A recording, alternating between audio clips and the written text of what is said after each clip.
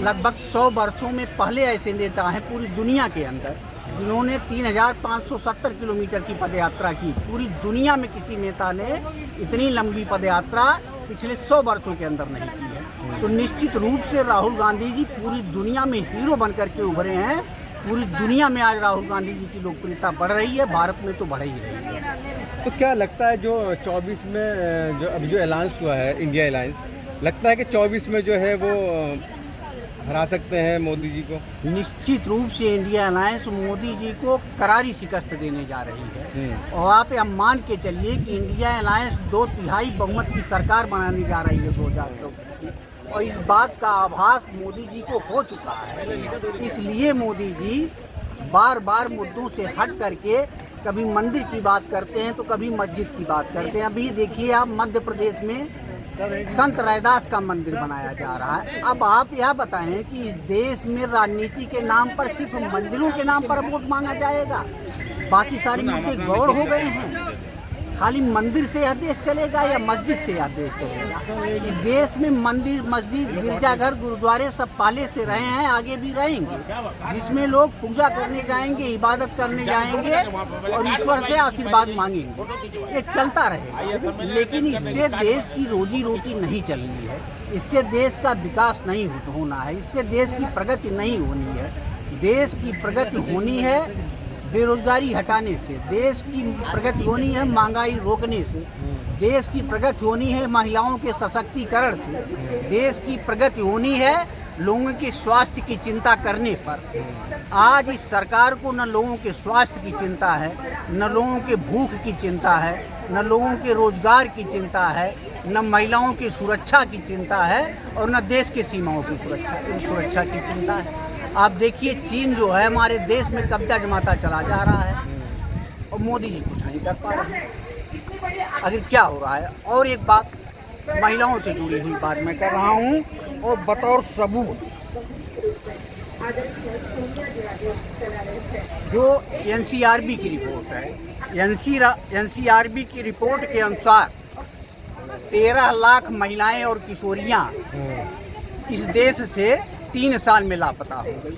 अब आप बताएं अगर इतने रफ्तार से इस देश की किशोरियां और महिलाएं लापता होती रही, प्रति वर्ष 4 लाख 5 लाख महिलाएं लापता हो जाएं, हमारे देश की सरकार को पता न चले कि ये महिलाएं कहाँ गई और इनके लापता होने के पीछे किसका हाथ है, और इनको न तो गिरफ्तार किया गया, न इनकी खोज की गई और न ही इनका पता लगाया गया।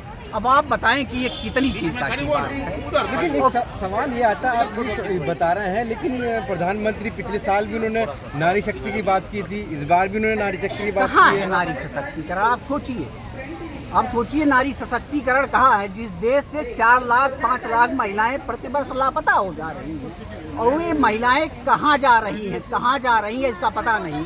इनका हत्या हो जा रहा है या इनका अपहरण करके किसी दूसरे देश में ले जाकर के बेच दिया जा रहा है, ये बातें सरकार पता नहीं लगा पा रही है। सरकार की विफलता है।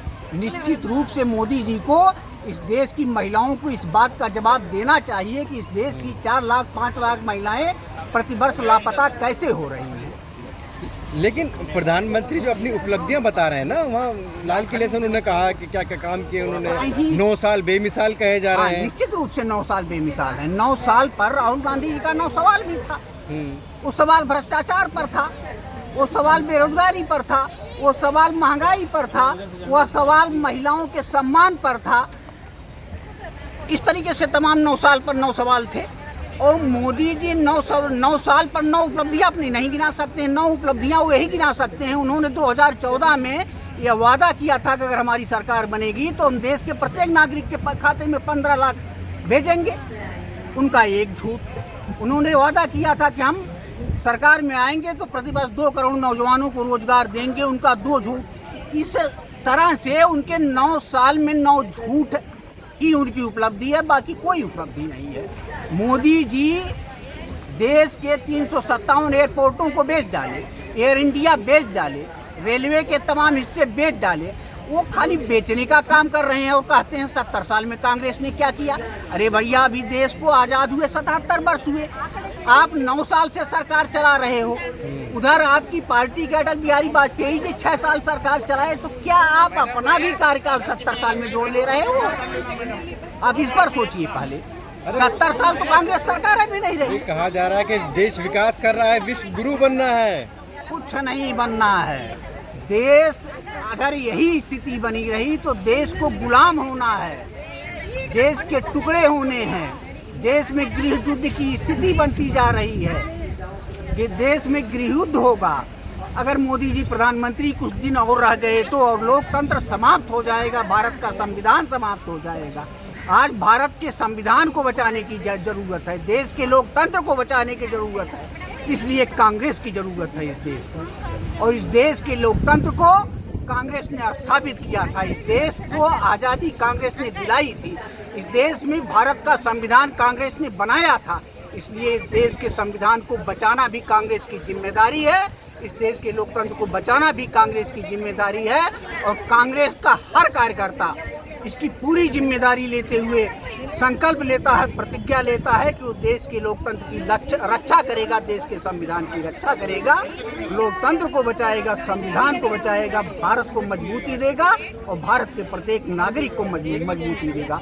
एक बात मैं और आपसे कहना चाहता हूँ, आप नौजवान हैं, आपको पता होगा ये पेट है, पेट एक परीक्षा है नौजवानों के लिए, पेट परीक्षा है जो समूह ग की भर्तियों में अनिवार्य कर दिया गया है। वो आपको पता है कि पेट की वैधता कितने दिन की है? मात्र 1 साल की। अब आप ये बताएं, वो पेट में 70% मार्क जब बच्चा पाएगा तो वह समूह ग की भर्तियों में परीक्षा में बैठ पाएगा, अन्यथा वो वंचित हो जाएगा। और जब 70% मार्क बच्चा नहीं पाया तो ग्रेजुएशन करने के बाद, पोस्ट ग्रेजुएशन करने के बाद वह समूह की भर्ती में बैठ ही नहीं सकता। 80% तो ऐसे चढ़ गए, बचे 20% जो 70% के साथ पेट पास किए, उनकी वैधता मात्र 1 साल। अब 1 साल में अगर भर्ती ही नहीं निकली तो परीक्षा कैसे देंगे? मतलब इनको नौकरी नहीं देनी। लेकिन सरकार तो कह रही है कि रोजगार दिया जा रहा है। कहाँ दिया जा रहा है भैया? ये पेट क्या है? ये लड़िया के आगे काट है। आप पुरानी कहावत, देहाती कहावत है कि लड़िया के आगे काट ढकेल दिया जाए तो लड़िया की पहिया रुक जाएगी। तो इनको रोजगार का पहिया रोक देना है, इसलिए पेट जैसी अनावश्यक की अनिवार्यता उसकी कर दी। अच्छा, आखिरी सवाल ये है कि तो हमारी मांग है इस सरकार से कि पेट या तो आजीवन किया जाए, जब तक बच्चे की उम्र हो नौकरी पाने की, वो एक बार पेट की परीक्षा अगर 70% पास करता है तो परीक्षा देता रहे, या तो कम से कम 5 वर्ष तो कर दो भैया, कम से कम 5 वर्ष कर दो, हर साल पेट की परीक्षा पास करे, कोई जरूरी नहीं है। ठीक है, लंबा हो गया मेरा सवाल भी आपने, चलो कोई नहीं, काफ़ी लंबा हो गया, ठीक बोले आप।